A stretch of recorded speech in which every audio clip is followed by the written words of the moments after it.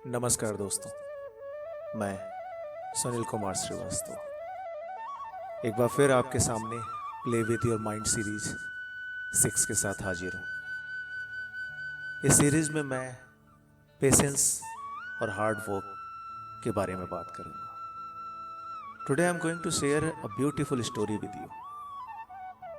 ये आपको दिखाएगा कि क्यों हमें अपनी बेस मजबूत करनी चाहिए, अपने स्किल सेट पे फोकस करनी चाहिए, अपने क्वालिटीज पे फोकस करनी चाहिए। अगर आप अपने जीवन में आगे बढ़ना चाहते हो तो सबसे पहले अपने बेस पर वर्क करो, उसे मजबूत करो। एक कहावत है कि ऊपर वाला जब भी देता छप्पर फाड़ के।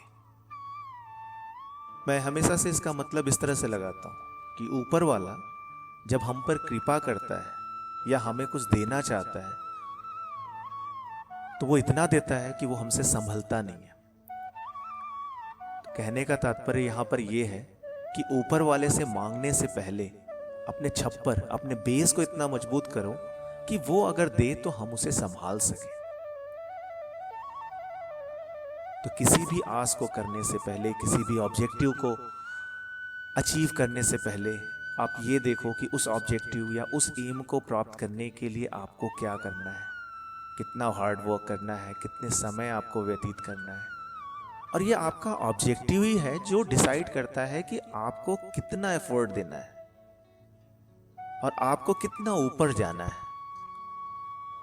आज मैं आपको कुछ ऐसी ही बातें बताऊंगा और अगर आप थोड़ा भी सोचोगे तो नेचर के उस फिलॉसफी को समझ सकोगे।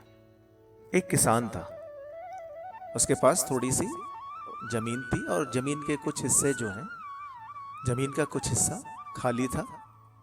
तो उसने सोचा कि उस पे कुछ ऐसा पेड़ लगा दे जिससे थोड़ा हरा भरा हो जाए और हो सके तो उसे कुछ आमदनी भी हो जाए या इसका कुछ इनकम भी हो जाए।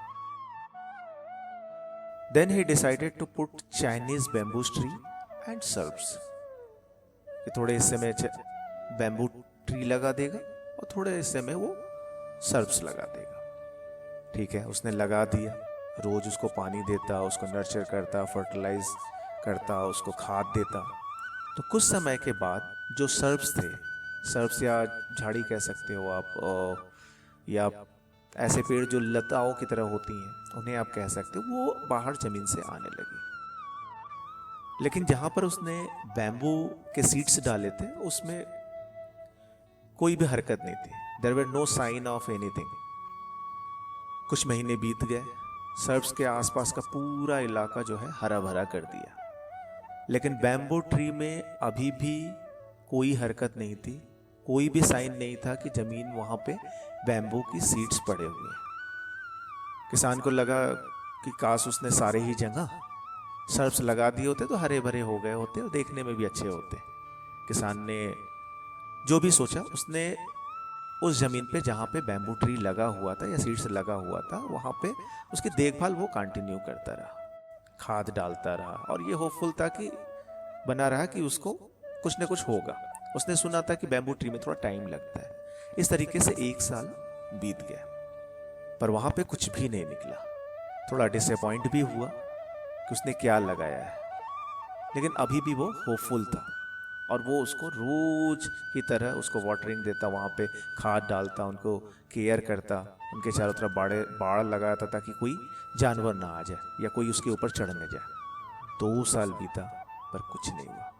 1 साल और बीता, यानी 3 साल बीत गए, लेकिन अभी भी वहाँ पे कोई भी चीज़ बाहर नहीं दिखी, कोई उस बीज से एक पौधा बाहर निकला।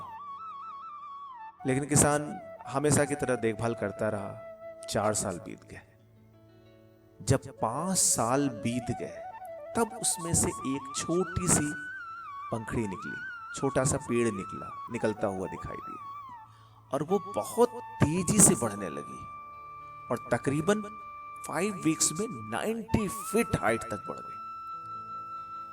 ये कुछ ऐसा ही था कि वर्चुअली आप खड़े होकर देख सकते भी हो कि पेड़ बढ़ रहा है। दोस्तों, इस कहानी से हमें ये शिक्षा मिलती है कि हमारा लाइफ भी कुछ ऐसे ही है, ऐसे ही वर्क करता है। अगर आप बच्चे का एग्जाम्पल लीजिए तो 15-20 साल 25 साल पेरेंट्स मेहनत करते हैं, तब जाके वो बच्चा बड़ा होता है या उसकी क्वालिटीज दुनिया को दिखती है। लाइफ में बहुत से ऐसे काम हैं, आर्टिस्ट को देख लीजिए, बिजनेसमैन को देख लीजिए, साइंटिस्ट को देख लीजिए, न जाने कितने सालों की तपस्या या कितने सालों की मेहनत के बाद वो कुछ ऐसा दुनिया के सामने ला पाते हैं कि दुनिया उनको पहचानती है और दंग रह जाती है, देखती रह जाती है। लेकिन ये उनके कई साल की अथक परिश्रम है जो उन्हें रातों रात स्टार बनाती है। जीवन के कुछ इंपॉर्टेंट लेसन हमेशा याद रखें। आप बहुत हार्ड वर्क कर रहे हो पर आउटकम नहीं आ रहा है, बस आप अपने कर्म करते रहिए, एक ना एक दिन आपको इसका फल जरूर मिलेगा। मैंने इस पेशेंस के ऊपर एक और भी स्टोरी बनाई है, आपको स्क्रीन पर इसका लिंक दिख रहा होगा, आप उसे सुन सकते हैं।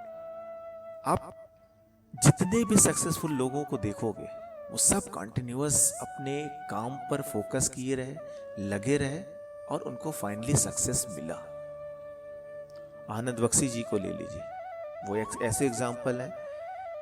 और एक समय में वो 80% ऑफ द बॉलीवुड सॉन्ग्स जो थे, फिल्मों के सॉन्ग्स, वो लिखते थे। लेकिन स्टार्टिंग में 13 साल उन्होंने स्ट्रगल किया, तब जाके उनको पहली सक्सेस मिली। नदीम श्रवण एक फेमस म्यूजिक डायरेक्टर थे जिनके 90s में उन्होंने एक से बढ़कर एक उन्होंने मूवीज और म्यूजिक्स दिए। उनकी जर्नी स्टार्ट हुई 1973 से और पहली सक्सेस, मेगा सक्सेस 1988-89 में आशिकी मूवी से मिली। ऐसे न जाने कितने एग्जाम्पल्स हमारे सामने हैं। बस मैं यही कहूंगा, लगे रहो। Thanks for listening this story. नमस्कार।